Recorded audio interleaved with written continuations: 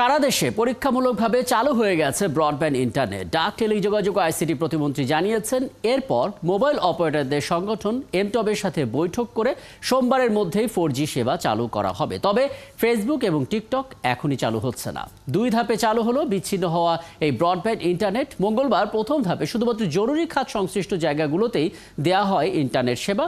পরদিন দেশ জুড়ে চালু করে দেওয়া হয় এই ব্রডব্যান্ড সেবা। তবে মোবাইল ইন্টারনেটের জন্য অপেক্ষা করতে হবে রোববার পর্যন্ত। যারা ইতোমধ্যে বিভিন্ন মেয়াদের মোবাইল ডেটা প্যাকেজ কিনেছেন তাদের ক্ষতিপূরণের বিষয়টিও সেদিন জানা যেতে পারে। চালু তো হয়েছে, কিন্তু সামাজিক যোগাযোগ মাধ্যম আপাতত খুলছে না। এবং এই বিষয়টি নিয়ে কথা বলতে চাই টেলিকম খাত বিশ্লেষক ও এমটবের সাবেক মহাসচিব টিএম নুরুল কবির আমাদের সঙ্গে আছেন। জনাব টিএম নুরুল কবির, আপনাকে আমন্ত্রণ জানাচ্ছি এবং ধন্যবাদ জানাচ্ছি। আশা করি আপনি আমাকে শুনতে পাচ্ছেন। আমরা মূলত কথা বলছিলাম যে আমাদের একটা বড় অভিযোগ, ফেসবুক আমাদের কথা শুনছে না। আমাদের যে মূল্যবোধ, দেশের যে মূল্যবোধ, বাংলাদেশের যে মূল্যবোধ, সেটি আসলে ফেসবুক তোয়াক্কা করছে না, যে কারণে আপাতত ফেসবুকও খুলছে না। প্রশ্ন হচ্ছে, এই অভিযোগ তো আসলে নতুন নয়। অস্ট্রেলিয়া, নিউজিল্যান্ড, এমনকি আমাদের প্রতিবেশী দেশ ভারত, তারা অনেকেই আসলে ফেসবুককে নিয়ন্ত্রণ করতে পেরেছে। এই সমস্ত দেশগুলো পারলেও আমাদের দুর্বলতা আসলে কোথায়? আমরা কেন পিছিয়ে রইলাম বা পারলাম না এখনো? ধন্যবাদ আপনার প্রশ্নের জন্য। আমি দুঃখিত যে আপনার সাথে জুমে জয়েন করতে পারিনি, বারবার অসুবিধা নেই। জি জি, লাইন কেটে গেছিল। পেয়েছি এবার। জি বলুন। আপনি যে প্রশ্নটা করেছেন এটা খুবই পার্টিনেন্ট এই সময়ের জন্য। এবং বাংলাদেশে আমরা যে ইন্টারনেট পলিফারেশন করেছি, এই পলিফারেশনের সাথে ফেসবুক ইউজারও প্রায় 5.5 কোটি বাংলাদেশে, এবং টিকটক ইউজার প্রায় 10 কোটির মতো অনেকে বলে। আপনি যে প্রশ্নটা করেছেন যে রেগুলেটরি সাইট থেকে ফেসবুক বাংলাদেশে এতগুলো গ্রাহকের কাছে পৌঁছেছে, কিন্তু রেগুলেটরি সাইট থেকে আমরা তাদের সাথে কোনো ধরনের বোঝাপড়ায় যেতে পারিনি এখন পর্যন্ত। আমার মনে আছে আমরা অনেকবার তাদের সাথে বসেছিলাম আমি যখন এমটবে ছিলাম, কিন্তু বিষয়টা হচ্ছে আমাদের সরকারকে একটা জিনিস দরকার, তাদেরকে আমাদের কালচার এবং আমাদের দেশের যে সমস্ত কালাকানুন আছে সেগুলোকে মেনে চলার জন্য, যেটা ইন্ডিয়া করেছে, যেটা আপনি বললেন অস্ট্রেলিয়া করেছে, সেটা তারা শুনেছে।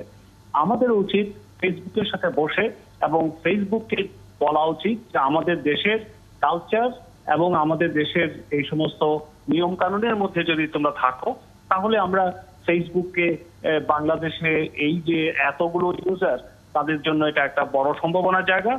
আরেকটা জায়গা দেখবেন আপনি, ইন্ডিয়াতে প্রচুর রেভিনিউ আর্ন করছে সরকার ফেসবুক থেকে, কারণ যারা ওখানে অ্যাড দিচ্ছে তারা কিন্তু ওটা তাদের জিএসটি রেজিস্ট্রেশন করা আছে, তারা সেখান থেকে বেনিফিট পাচ্ছে। আনফরচুনেটলি আমরা কিন্তু ফেসবুককে এখনো রেজিস্টার করাতে পারিনি। তো এই জায়গাগুলোতে আমাদের কাছে মনে হয় আমাদের একটা কৌশল অবলম্বন করা উচিত। আমাদের সেই কৌশল নিয়ে তাদের সাথে বসা উচিত এবং তাদেরকে আমাদের এই প্রয়োজন অনুযায়ী যে কাজগুলো করা দরকার রেগুলেটরি সাইডে, পলিসি সাইডে, তার সাথে ঐক্যমত পোষণ করতে হবে। কারণ যদিও ফেসবুক বারবার বলে আমরা গ্লোবাল কোম্পানি, আমরা আমেরিকান কোম্পানি, কিন্তু তারা তো সারা ইন্টারনেট তো ফ্ল্যাট ওয়ার্ল্ড। আমরা তো যে কোনো দেশেই ফেসবুক ব্যবহার হচ্ছে, এবং তাকে তার নিজস্ব কালাকানুনকেও চেঞ্জ করতে হবে এবং ভৌগোলিক জায়গা থেকে তাকে দেখতে হবে কোন দেশে কিভাবে তারা কাজ করতে পারবে।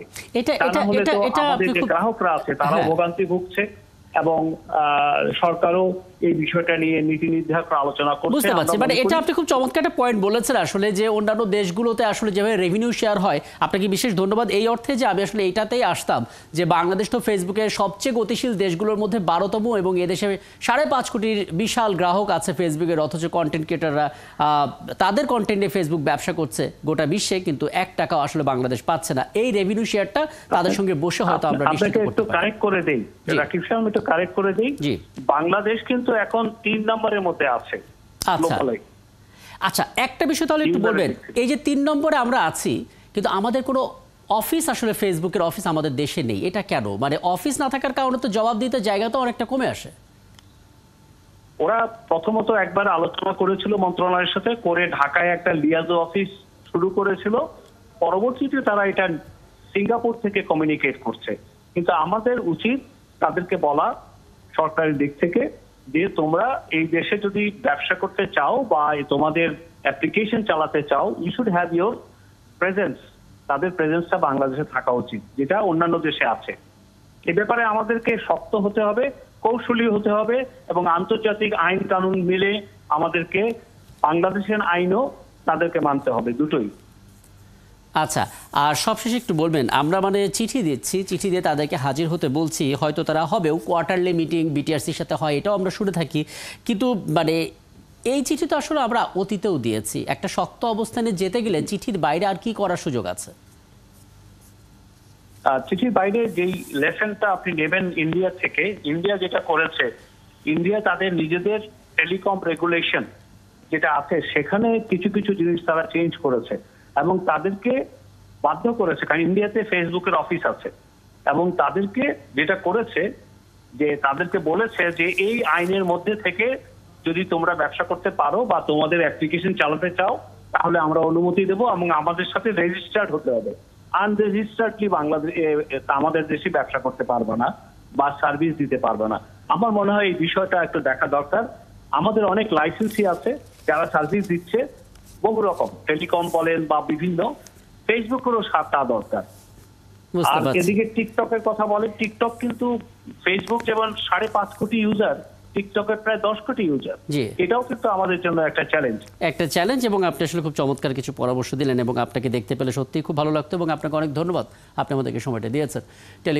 টেলিকম খাত বিশ্লেষক এবং সাবেক মহাসচিব এমটবের টিএম নুরুল কবির আমাদের সঙ্গে যুক্ত ছিলেন। এবং ফেসবুক সহ সোশ্যাল মিডিয়াগুলো বন্ধ রয়েছে, আসলে সেই জায়গা থেকে কি করণীয় আমাদের প্রাপ্য অংশটা বুঝে নেওয়ার জন্য সেই ধারণাটা মূলত আমরা নেওয়ার চেষ্টা করছিলাম।